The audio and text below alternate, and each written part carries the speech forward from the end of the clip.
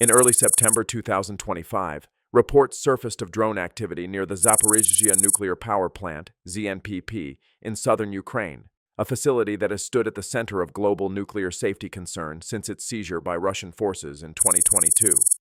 The International Atomic Energy Agency, IAEA, confirmed that an incident occurred close to non-reactor infrastructure, roughly 300 meters from the nearest reactor block.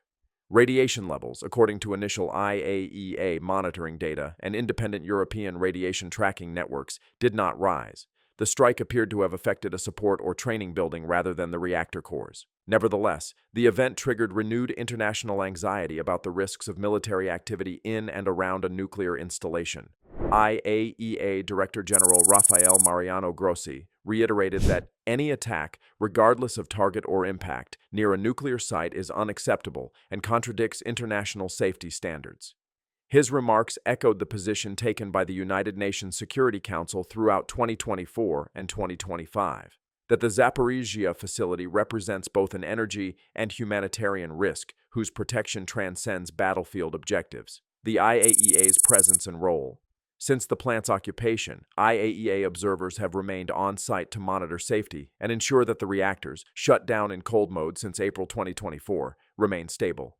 The agency's latest August 2025 update highlights continuing vulnerabilities. Only one external power line currently supplies electricity to the cooling systems, and the backup diesel generators have failed twice in the past year. Loss of off-site power remains the single greatest technical threat. Even when reactors are shut down, nuclear fuel still requires constant cooling. A power loss could lead to overheating, boiling of coolant water, and potential fuel damage. These are lessons drawn directly from historical cases such as Fukushima in 2011, where loss of electrical power, not direct attack, caused meltdown conditions. The IAEA has called repeatedly for a nuclear safety and security protection zone around Zaporizhzhia, but negotiations between Kyiv and Moscow have failed to reach agreement on enforcement. The September 2025 drone reports underline why such a zone is still urgently needed. International reactions and diplomatic balancing. Reactions from global actors have remained cautious but firm.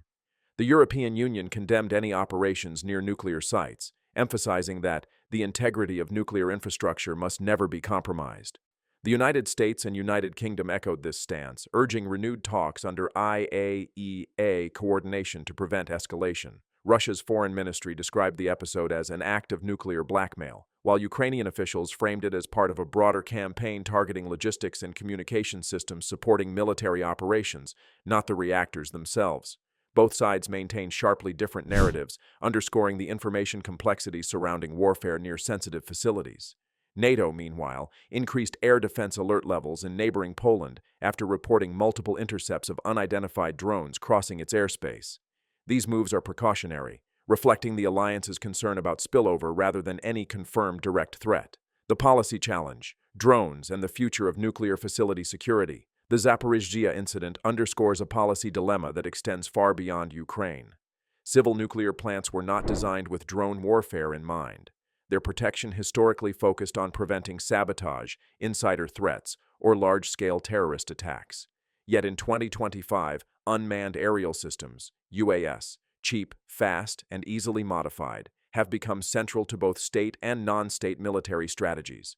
A single small drone can carry surveillance equipment, disrupt communication networks, or deliver explosives to auxiliary buildings without directly breaching reactor containment. Even non-lethal incidents can compromise operational safety by distracting staff, damaging training infrastructure, or cutting power to critical systems. The IAEA's 2024 Guidelines on Nuclear Facility Security Against Emerging Airborne Threats recommends several preventive steps. Establish multi-layered air defense rings around nuclear sites, combining radar, acoustic, and optical sensors. Implement restricted airspace and electronic geofencing enforced by national aviation authorities. Develop rapid response communication protocols between plant operators, local air defense units, and law enforcement. Require redundant power and data lines to reduce single-point vulnerabilities. Yet implementing these measures demands coordination between civilian regulators and military actors, a challenge in any country, and nearly impossible in an active war zone. Technology at the limit, why air defenses struggle. Even advanced defense systems find it difficult to counter very small drones. Traditional radar arrays are tuned to detect aircraft or missiles with large radar cross-sections. By contrast, many small drones present signatures comparable to birds. Their low altitude and slow speeds confuse automatic target recognition algorithms. Systems like Russia's Pantsir S-1 or Western equivalents such as CRAM, counter-rocket, artillery, and mortar, can intercept larger projectiles but are inefficient against swarms of small UAS. Moreover, near a nuclear facility, operators must exercise extreme caution. Stray rounds risk striking sensitive infrastructure. Emerging counter-drone technologies, including high-frequency microwave disruptors, directed energy weapons, and AI-enabled optical tracking, show promise but remain expensive and limited in deployment. According to research from the International Institute for Strategic Studies, IISS, no existing system offers 100% protection against low-cost, low-visibility drones, particularly when used in large numbers or under electronic warfare conditions. This asymmetry explains why policymakers are shifting focus from complete interception to risk mitigation, emphasizing redundancy, staff training, and rapid recovery capacity rather than absolute prevention. Broader global implications. The events at Zaporizhzhia are not isolated. Drone intrusions have been reported near nuclear or energy infrastructure in France, Sweden, Japan, and the United States over the past decade. Most incidents were either accidents or unauthorized overflights by hobbyists, but they reveal a systemic vulnerability. Nuclear plants remain physically secure but electronically porous. In 2024, France's nuclear regulator, ASN, documented at least 15 cases of unidentified drones flying near its reactors. Sweden temporarily increased air patrols around its Forsmark plant after similar reports. The U.S. Nuclear Regulatory Commission, NRC, has likewise updated its advisory on unmanned aerial systems and sensitive facilities, encouraging private operators to install passive detection systems and coordinate with federal authorities.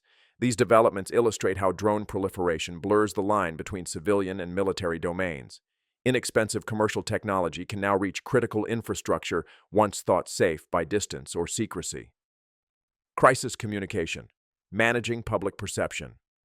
Equally significant is how such incidents are communicated. The Zaporizhzhia case demonstrates how quickly narratives diverge online.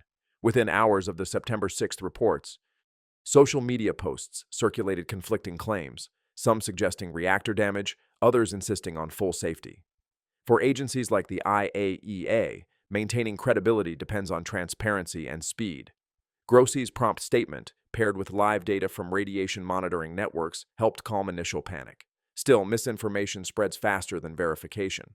A 2025 Oxford Internet Institute study found that during high-risk events, unverified social media posts receive up to 3 times more engagement than official updates. This dynamic places enormous pressure on scientific institutions and journalists to communicate complex safety data in accessible language. Effective crisis communication around nuclear facilities now requires pre-established digital protocols, multilingual alerts, automated radiation dashboards, and partnerships with trusted local outlets to ensure accurate dissemination. Failure to do so risks eroding public trust even when the physical danger remains minimal. Policy recommendations. From reactive to resilient. Drawing lessons from Zaporizhzhia and other near misses, experts propose a shift from reactive defense to proactive resilience. A balanced policy approach might include international safe zones, renew efforts under IAEA, mediation to codify demilitarized zones around all nuclear facilities with independent verification similar to arms control inspections. Global counter-drone standards, encourage countries to adopt unified detection and response frameworks, coordinated through the IAEA and the International Civil Aviation Organization, ICAO. Investment in redundant systems. Ensure multiple power feeds, data backups, and training centers to maintain safety even if one component is damaged. Public transparency. Mandate real-time publication of radiation data to prevent panic and counter misinformation. Shared research platforms. Promote collaboration among civilian nuclear agencies, defense departments, and private tech firms to develop cost-effective counter-UAS technologies. These measures acknowledge that complete protection may be unrealistic, but aim to make nuclear systems fail-safe rather than fail-proof. The technological frontier. Building smarter shields. Recent innovations point to an evolving defense ecosystem.